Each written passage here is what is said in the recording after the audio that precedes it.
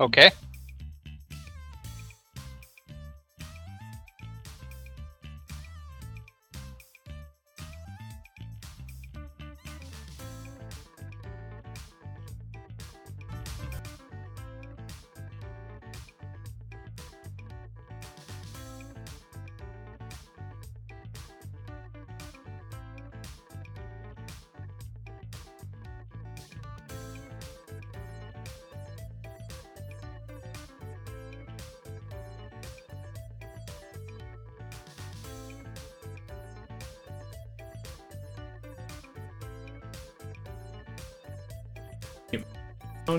And bring us over to the proper thing.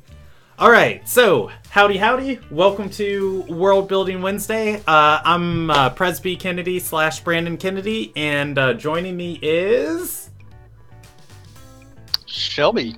Alright, and this week we are talking about adversarial DMs. And to shorten that down and just put it as mean dungeon masters, we have a couple questions we're going to go over this week, and we're going to try and stay within 30 minutes, so, you know, it's not a huge long stream like the last ones have been.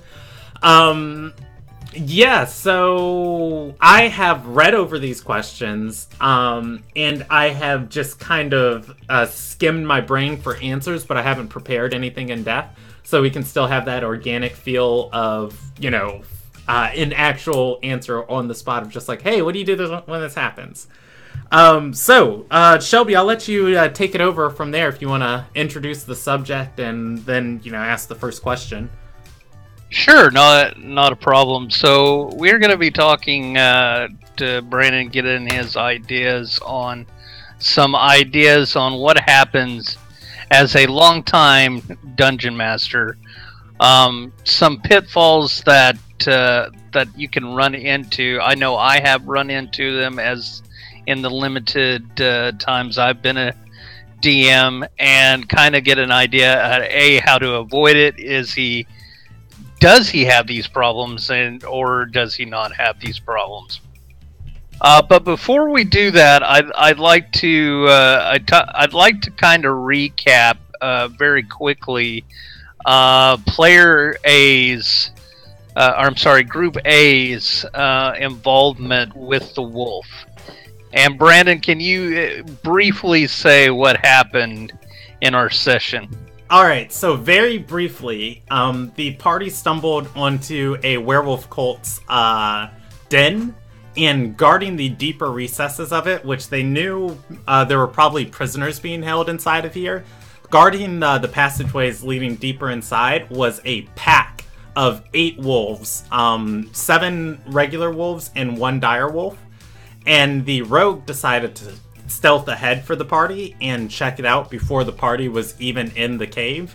And the rogue, stealthing ahead, rolled high enough that these wolves couldn't perceive him, but the wolves were constantly looking down the singular passage that if he stepped into it, he was going to be in their perception range. And so what he decided to do, he had a bottle of perfume from presumably their master, and he cast Disguise Self on himself to make himself look like their master, and then sprayed himself with their scent, and attempted to walk down the tunnel. The wolves noticed him and excitedly ran over to him, and they jumped on him as, you know, excited dogs do when they see one of their own, and touching him enabled all of the wolves to have a wisdom save against Disguise Self, and 2 of them noticed the player wasn't, you know, who he's pretending to be, and attacked the player. And as they attacked, the other wolves caught on to the disguise and attacked also. And so the rogue went sprinting down the cave away from these wolves to try and climb out of this cave with the wolves on his tail. And just a series of the worst possible rolls. Basically, we're trying to kill this player of him just dangling on a rope. Trying to climb up it, sliding down, trying to climb up, sliding down, wolves underneath him, jumping and biting him each time he slid down, and came very, very, very close to dying. The final moments were resolved when he climbed up 15 feet and cut the bottom of the rope, and then took his time climbing out of the area. Just slow, meticulous, strenuous climbing. Excellent. So now that we had that, what's interesting that I think about this is we had just had this conversation in our previous world building episode about player deaths. Now, I kind of want to hit you up, Brandon. Were you really trying to kill this rogue character, or what was kind of going through your mind as far as that? Did you have like a list of steps? Like for me, I'm a softie, and I would have tried to put stuff in his way, but I probably would have let him run away and not tried to kill his character. What exactly went through your mind there? Okay, so I think anybody who watches the session would know I threw the character more bones than logically realistically you could expect in a situation like that. At least on my side, I feel that happened. My goal is never to kill any, not like I'm never gonna kill a single character ever because they're all my precious babies that I love. My goal isn't to kill any character, but in order for a story to be interesting, and especially one where the characters are exercising free will, and to make sandboxing around a world in itself interesting, you and I have talked about this briefly, but I believe actions need consequences. If you make poor decisions, those poor decisions need to carry consequences, and sometimes even good decisions have unforeseen consequences. Just so much so that that forces in the world are out of the player's control and not necessarily just the DM throwing things at you. And then going back to the question of just being an adversarial DM on that, I wouldn't say, and this is a bias standpoint because I can only ever see things from my eyes. I'd never say I intentionally go after and attack players. I think it's the Dungeon Master's job to create conflict. Sometimes players can do this on their own, but for the most part, in about 8 out of 10 situations, if you just put a party together and told them to go after something, most play groups, if they did not spend time and investment making complicated, cool characters, would just go and do the thing without much hassle of doing it, of like, go retrieve this item. And most play groups, the goal of the party would be to retrieve that item. So then it's the Dungeon Master's job to add into that story of why retrieving that item is an interesting moment that deserves to be told, that merits 5 people's attention. With that comes stakes. And that was, I think, something everybody in that session felt, that it was a very real moment where they could lose Soulmane. I think I thought he was going to be dead. I literally did. So you did a good job on that part. The other thing, too, and I think I've said this on our first episode when we discussed this, that death isn't always the end of a character. It can certainly be a capstone for a story, but other things in the world still exist and, move on after that character's death.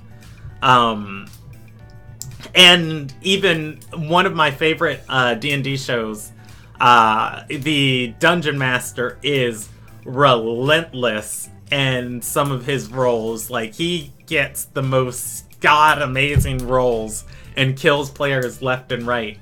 But Also, things that are very common in his shows, like characters who die being raised as revenants with like a singular purpose in their mind of just like, oh man, I died unfulfilled, and now I have this purpose in my life, and no matter how many times I die, I'll keep getting up until it's, finished, of like avenging that death.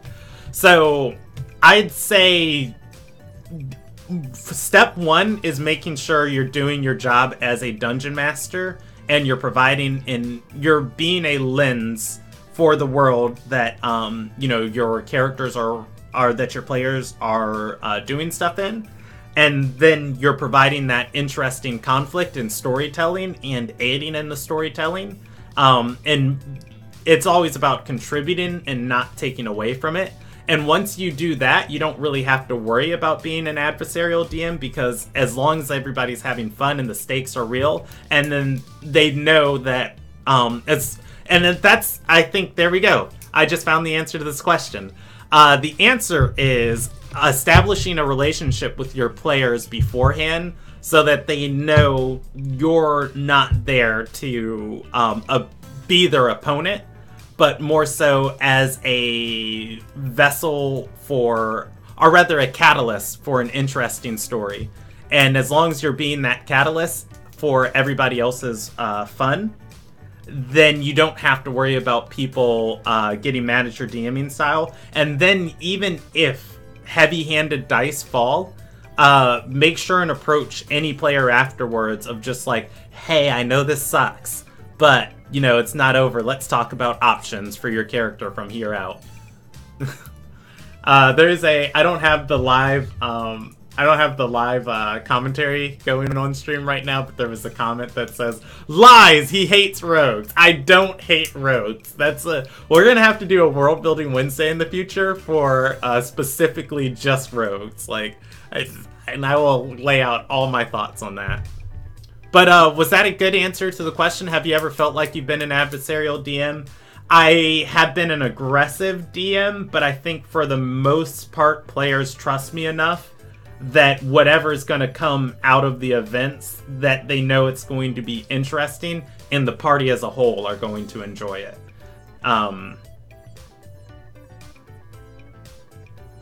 I would say yes. After I mean, I've only been in your sessions just for a few months, but I would say yes. I would agree with that as well. I don't know. Sometimes with adversarial GMing, and the reason I wanted to pick this subject specifically is, especially when you're learning as a DM, I feel like that you end up doing stuff that you don't realize could come across as an adversarial DM, right? Yeah. And I think really the solution to all of these, even if you feel like your DM has been doing this, or you feel like you're doing this as a DM, the answer. Excuse me, cut out there for a second. The answer is always going to be communication. As long as you are communicating with your players, or your players are communicating with your DM, I think a lot of these issues can happen. And I actually had an adversarial issue as well with this one DM. She was a great DM, but the way I saw it and the way she saw it were two separate things. So when you do go to your DM, make sure both of you are not only communicating, but you're almost over communicating. Be specific on what you want to have happen, and be prepared if things aren't if you know it's just not going to either go your way, or it's not exactly what you were hoping for. You explain that, but be flexible to change your mind. Would you agree or disagree with that, Brandon? I would say I agree. When I started playing, I used to be afraid to give my characters things they cared about. because I didn't, want my DM tugging on the heartstrings of my characters or specifically attacking those things, because I know I had the idea like, oh, if I put my mother in the world, he's gonna kill my mother in front of me. Like that's what's gonna happen. But I would say the more I DM and the more you build a relationship with your dungeon master, it's not a bad thing for your dungeon master to know too much about you. Like I played in, this is just, I'll give a final example on this, I played a campaign in a friend's session that I was not very close with. Like I knew of him, but this was my first time playing a long form campaign with him. And from the start of the session, I didn't give those mini ties because of course I was like scared of him just jerking my character around. And then towards the end of it, after he knew me as a person, knew what engaged me as a player as far as stories go, and what engaged my character as like what the character was interested in and not interested in, there were so many sessions that ended with me either just jumping up for joy or like on the verge of tears that are just iconic, memorable moments from our playgroup that are going to last forever. And all of that could have been there from the very start of the session and not take, several months to work up to if I had just taken the time to sit down and talk to him about my expectations, like my character and all the things, rather than like, oh no, don't hurt my precious butterfly.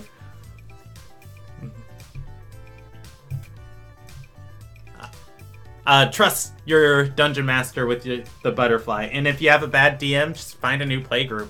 There's so many people out there who want to play Dungeons and Dragons. I think that's a good segue into the next question, or the next set of discussion. Bad DMs. Yep, I agree with you on that. So, I kind of came up with a list after watching a web DM episode about adversarial DMs, and let's pick your brain on all of these. All right. The first type of adversarial. Oh, you cut out on me again. I'm gonna give him 2 seconds, then I'm gonna read it. Alright. Oh! I'm back. Alright, there you go. Okay, so let's try that again. So, so talking about the list of DMs, here's a list that we have that I came across from WebDM.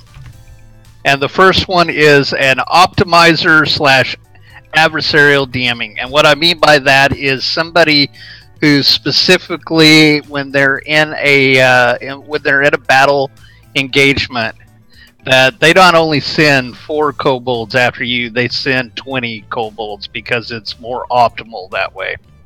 Or they make sure they know that you have an immunity to fire, so all their spells are ice. How do you feel about the optimizer adversarial DMing? So, I feel like everybody's gonna fall guilty to these at least at one point or another in their career, and I've definitely been guilty of this. Obviously, the things we're going to be talking about have a negative stigma attached to them. And this harkens back to communication, of really acknowledging and moving forward in the type of campaign that you've communicated with your players that they want to play in. And you are a part of Group F, where I've just had a group that said, hey, for the first part of our story, just for the introduction, just railroad us and give us something that lets us know yes or no we've won for the first part. And I was like, okay, I can do that. And when you're on a story like that, and you can kind of see this happening in in Group F's campaign of when a party's like on a set narrative path of like in something that was communicated, when you're kind of going to the out of, like, because this is Dungeons and Dragons, there is no out of bounds area. You know, you can do whatever you want. But when you're kind of veering away from the story, that's when I was like, all right, there's, you know, there's the one guy, there's everybody. In the situation, I guess I should explain it for the stream. The group was tasked with pulling watch duty on the docks in town, along with several dozen other mercenary guilds, or several other dozen other mercenaries stretched out over thousands of feet of docks. And so the party sees one guy digging through a pit, digging out human remains and laughing over them as, you know, it's like a really creepy thing. And there had been a murder in town the day before. And so naturally, the first thing they do, they engage the guy. One player engages the creepy guy, and the other player blows their horn. As they go to blow their horn, signaling they found something on this part of the docks, all the other mercenaries across the docks start blowing their horn too, indicating all of the docks are under attack. So the players attack and kill this one guy, and then I tell them more bodies are coming out of the water. And one player's knee-jerk reaction is, we need to go get help. This is larger than us. And that was ideally what I wanted the response to be. But the other player was like, no, I got this, and runs into the water and kills the other two bodies. And then so it's a siege. So I'm like, all right, 6 join initiative this turn. Player's still like, I got this. I'm like, okay, 10 join initiative this turn. Which it doesn't matter if a skeleton is a CR, you know, CR 1/2 creature, or CR 1/5, I forget which one. If it doesn't matter that they're only worth 25 experience points, when there's 10 of them, that exponentially increases their threat level. And 10 skeletons is still, like, it's not a terribly hard thing to get away from, but it is a terribly hard thing to fight. And 10 skeletons knocks him down as he stays and fights 10 skeletons. And that was just kind of like my signal to the party of like, hey, you shouldn't be here. Done at a pace to kind of throw warning signs in the player's mind. So I think this is a tool to be used for dungeon masters in select situations. I would not normally do something like that, and I don't know if I'd ever do it again. I think there might be better ways to go about it. And I think it is definitely something that dungeon masters shouldn't consistently do, of optimizing combat against their players or just throwing huge hordes against them. Simply for and I'll answer on this, simply for the fact of when you sit and optimize the game perfectly as a war game, and you create these super in-depth tactical encounters against your players, I think you betray the idea of an immersive world where, if you look at the large majority of the population of Earth, if you just grabbed 60 people and said, let's fight, they're not going to be strategically or tactically optimized. You're going to have a horde of people running at somebody and hitting them to death. So for the most part, I think you can get very interesting combats with unoptimized monsters and mechanics. And you should more so look to create interesting conflicts and combats from story elements of your world. And that's to do with, you know, things like cult leaders and demons. And, you know, we talked about Group A. Group Group A stumbled into a werewolf's den where a lady was literally pulling a lever for a trapdoor and dropping people into a pen and selling them into slavery. So with that idea, I created, her mechanically complex trap floor of story-wise, this is how this interacts and makes the fight more interesting. Rather than just like, oh, if I just sit here and counter every single mechanic the party has available, that is a very bad way to go about the game, because as a dungeon master, you have more variety and more encounters to constantly challenge the party than they're able to change their toolkit to fit and adjust the mechanics. Dungeons and Dragons should never be dungeon master versus players unless you're mechanically running a by-the-books game that people have signed up for that. And yeah, that's about all I have to say on that one.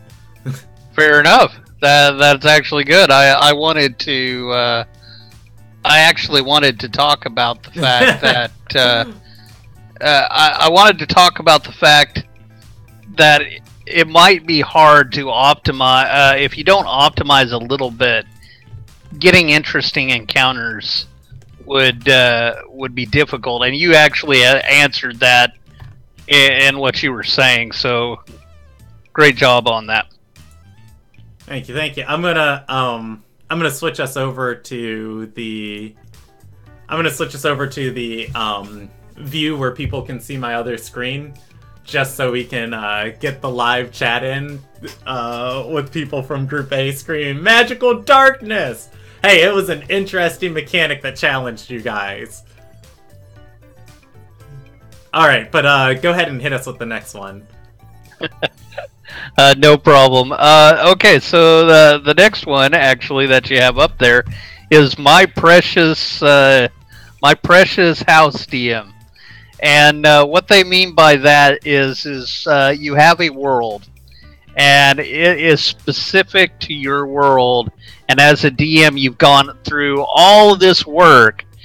And when a player wants to do something that's not in the bounds of my precious house, you get really aggressive on that, and you don't work with a character. Now, Brandon, I think you kind of fall into this a little bit, but you're a good DM in that you will work with a a player.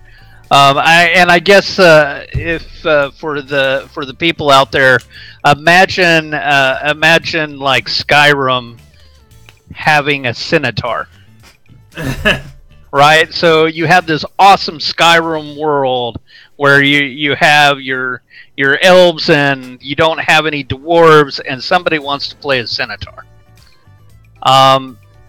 With a my precious house DM, that isn't going to happen, and they'll be very aggressive to you.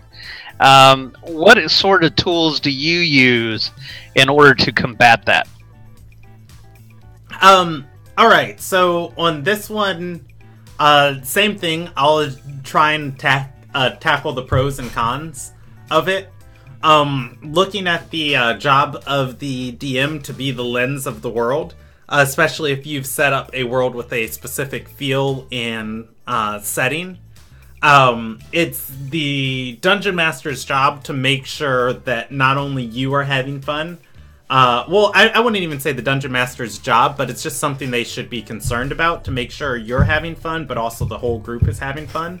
And that if there is a feel or flavor of the world, that feel and flavor needs to be preserved if it's a setting that everybody's agreed upon.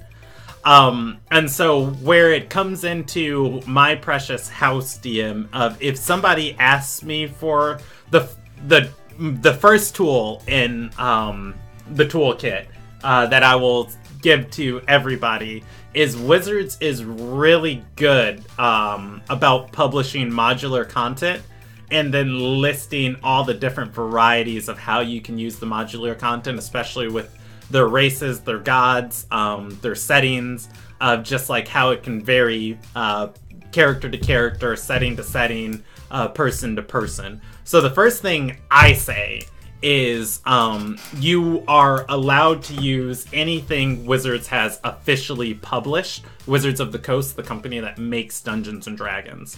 And doing that eliminates so many things that are going to give you problems off of the Dungeon Masters Guild and the D&D wiki. Now to an extent, D&D Beyond has a good amount of homebrewed content on it. The next thing I say is if you want to use Unearthed Arcana, anything off the Dungeons Masters Guild, or something that's homebrewed, approach me first and let's talk about it. And if it doesn't fit the flavor of the world, the two things is, and these are going to be your two huge tactics before I get into the rest of this. If it doesn't fit the flavor of the world, ask the player, what is it about this that you like? And then hopefully, if you have like a good amount of knowledge of Dungeons and Dragons things, you can suggest something else of like, oh, you like this flavor element from this? Well, this other race has these statistics and abilities, and we can, you know, replace this one proficiency with this other proficiency to get the flavor closer to what you want and thematically keep it in line with the world. But what I will say, how I mostly combat this is if somebody wants something that is not in my world, I have the bones of the world. I don't have all of the flesh of it and every nook and cranny of it mapped out. So if they want something, I just simply write it into the world, flavor-wise, how it fits. So all of the Player's Handbook races that are in the Player's Handbook are in my world, but I've changed all of their origins, I've changed most of their names, and visually I've changed how some of them look and how they visually operate to fit the flavor of my world. And to give it more context, I had a player recently who wants to play a Warforge. Anybody who watched the streams will know Warforge as a race hasn't existed in my setting, mostly because Eberron just, the book for the setting that Warforged are in, just came out, and, you know, we've been running this campaign for a year and a half. But with that, I said, hey, this is where they'd fit into this into the world, in this very niche area.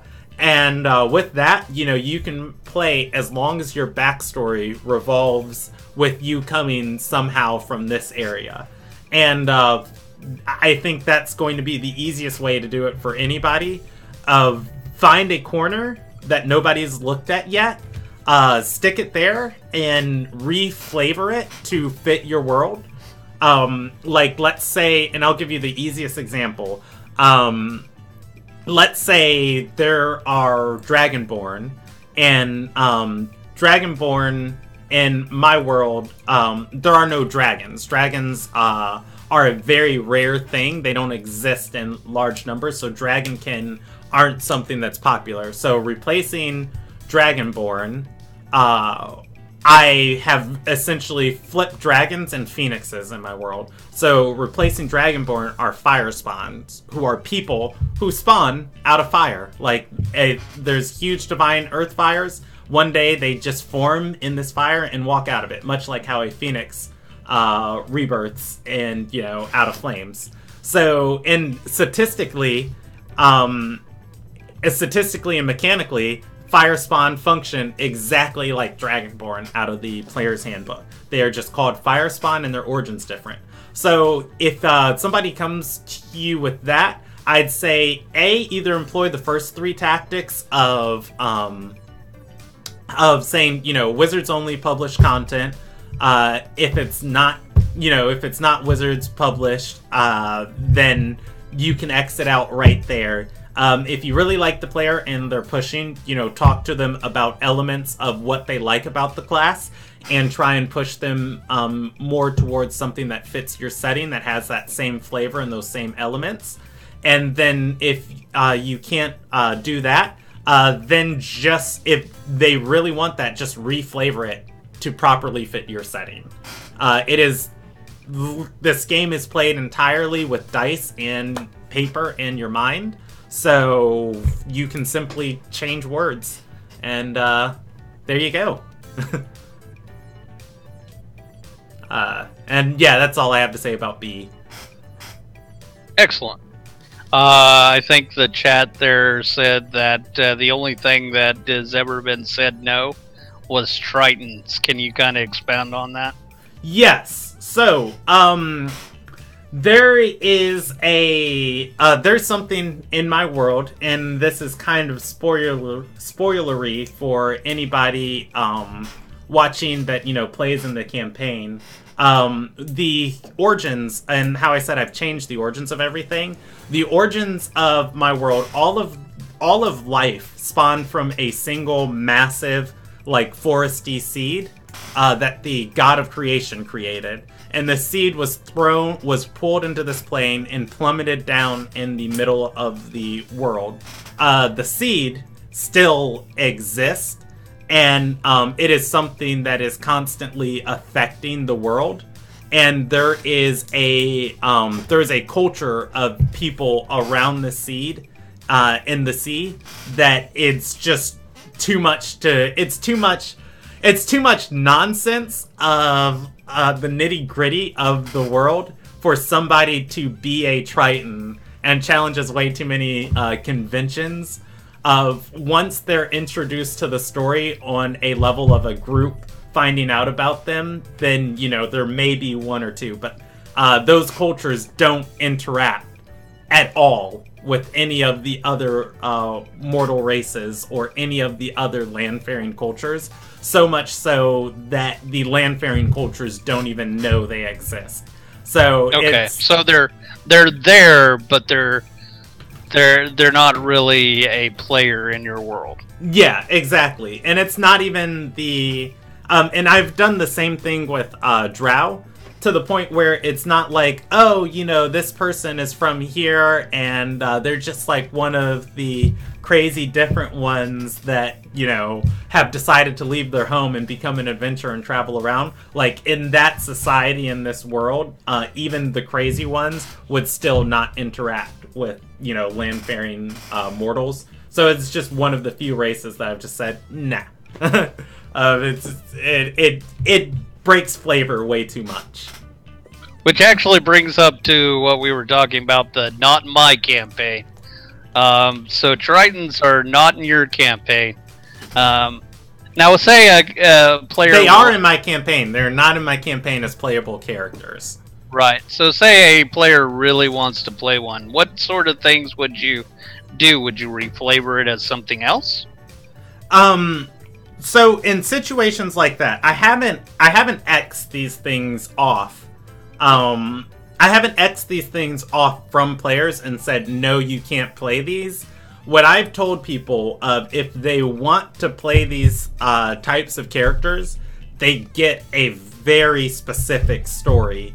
So much so that I would, in order to introduce these cultures of, like, as they exist in this setting, I would be writing 50 to 60% of your backstory. And, you know, the contribution then would be of, like, your character's motivations. And that's not fun for a lot of players. And so most people stray away from it. And that's basically my approach to the Tritons and the Drow, of, like, they exist, but in order to play one of them, this is the story that would logically have them interacting in this part of the world going on with this group. You know, because there's only, I mean, most players want immersion, and I think most players want immersion more so than they want to play the specific character they want in mind, but they aren't aware that they have that desire. Because if a player really gets immersed and enjoys themselves, that experience sticks with them forever. Whereas I feel like if you just play the thing you want to play, eventually you burn out of it, of like giving a kid just candy, ice cream, and sugar for dinner every single night, and then they figure out, I have diabetes. Like, this is awful. Why did he let me do this? Where sometimes allowing that thing in the contextual like setting of the campaign breaks half of what players subconsciously want, which is to be engaged in the campaign. I hope that made sense. I can expand on it if you'd like. Nope, that's perfect. That is perfect. And somebody posted, "Here comes the diabetes." Oh wait, that was you. That was me.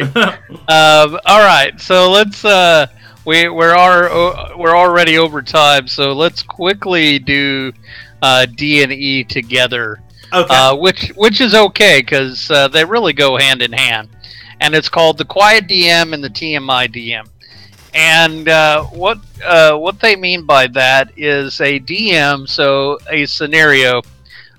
We'll use rogues since you're very fond of rogues. That's going to be the running gag for the rest of forever. It's like Brandon hates rogues and wants them all murdered. That's right. Say a rogue goes in to steal something. A quiet DM would say, "There's a box in the room." A TMI DM would say, "There is a oakwood box that was made in 1940," and then he would continue on explaining the history of it for another hour, and then finish off with saying, "And it's in the room." All right. Okay. Now, so you're thinking, well, the quiet DM's a lot better, right? Well, not really, because what is special about that box? Maybe there's some plot hooks that have to happen, and a quiet DM doesn't actually give them.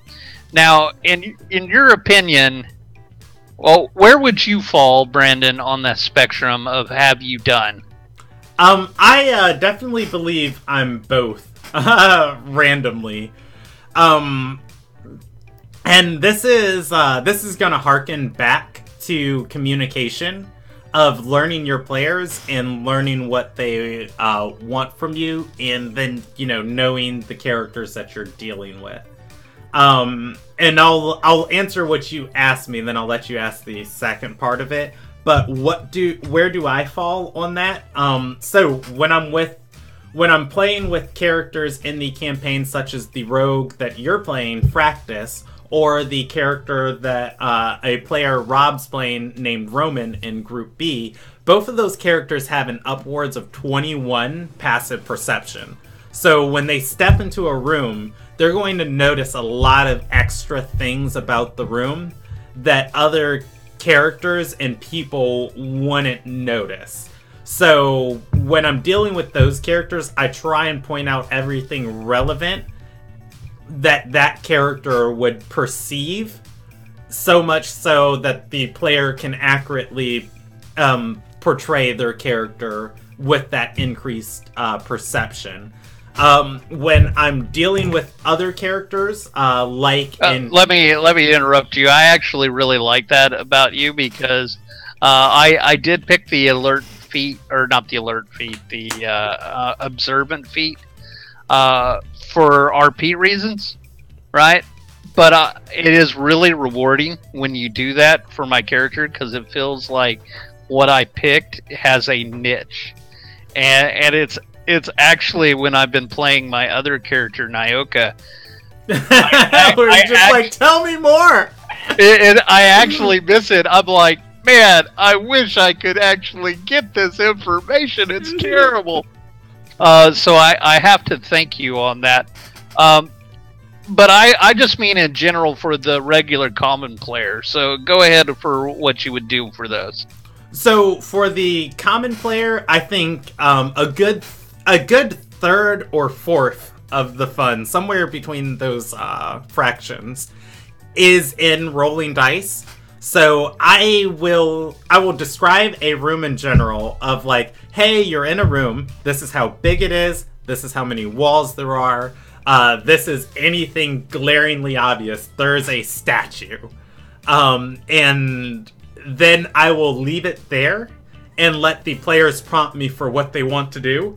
And that way, I'm engaging the players of like, what do you want to do in this room? Well, you know, give me more information about this. And it's like, okay, you look at it and you see this, like, can I roll a check on it? Roll a check. Depending on what you get, I'll tell you more information on how high or low. And that engages players and it doesn't overwhelm people. I'd say, obviously, you know, you want to be within the middle ground. I don't know if there's a place for the too much information DM unless you have a brand new group where everybody's afraid of talking. The quiet DM can be instrumental in forcing roleplay between characters and forcing your players to engage. But the middle ground I think is what makes everybody the most comfortable. And definitely, I say, and this is probably experience as a writer. They say when you put something on screen as a writer in a novel or any other written medium, pick the 3 most defining things about it and describe those. You know, like, hey, you're in a room, it's made of stone, it's big, and there's a statue. If you just give the 3 most defining features about it, and especially with characters. Here's a character, she has purple hair, she wears glasses, there's a giant holy symbol, you know, hanging from her neck. And you pick the 3 most defining things, give that to your players, and then let them interact from there and be prompted, and then, you know, go on anything that they ask or prompt you for, with, you know, rolls, checks, and characters interacting with the setting around them. And I really think that's just the best answer to it.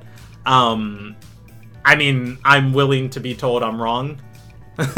I always reserve that possibility that I could just be, you know, stupid and everybody's humoring me. I always like to tell you you're wrong, but you know, I think the TMI DM, I think there's a couple of things that happen. One, players haven't bought into the setting, and 2, the DM is really proud of his setting. Yeah, I think I definitely hit the too much information in the last Group F session, because Group F is the newest group I'm campaigning dungeon mastering. It's called A Storm's Hymn. It's on the YouTube channel if you want to go and watch it. But I'm still getting a feel for the group and the players of like what sweet spots I need to hit and which ones I don't need to hit. And there's a moment last campaign where last session, where the character Aryea steps into Beechwood Retreat and goes with a specific purpose in mind.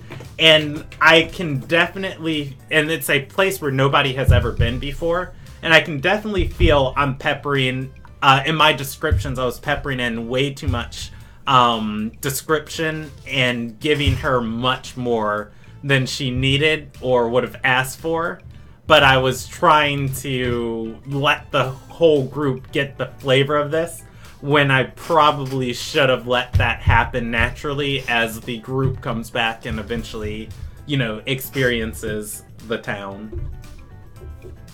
Was it enough to have her actually tune out, though? So that's the real question. I think she was still bought in with it, so... Yeah, that's fair. And, yeah, I think that's probably the golden egg answer right here. If you feel like you're losing your players, then, you know, yeah, you're definitely giving too much. And I haven't felt that. I just get to the point where it's just like, man, I should probably shut up now. I think I am. I've said a lot. But, you know, for the most part, I feel like everybody's most of the time still there. And then the other issue is, you know, we play without webcams on Discord, so I can never get visual cues of, like, when somebody looks down on their phone or zones out. Oh gosh, man, you would constantly see me. I have ADD, so... Same. That happens all the time, all the time. All right. Well, I think we're done with all of the questions for this week. Go ahead, guys. Put in the doobly doo or the little thing below. Matt Colville calls it doobly doo, so I'm going to steal that. Copyrighted, sued, content strike. That's right. Let us know if there are. Oh no, you cut out on me. Let us know if there are. Oh, Shelby's dead. Well, hopefully not.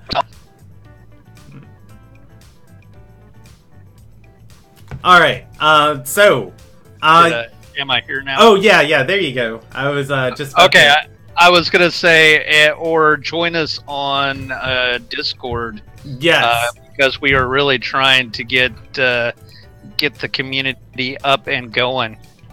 Yeah, and that link will be on here. The way I broadcast this, I can't post it initially, so it will be copied and pasted onto here as soon as the video finishes. But yeah, everybody who watched, thank you for watching, and we're gonna sign out, and hopefully we'll be back. Hopefully we'll be back next week with another World Building Wednesday. Do you want to say goodbye, Shelby? Goodbye. That's the final thing.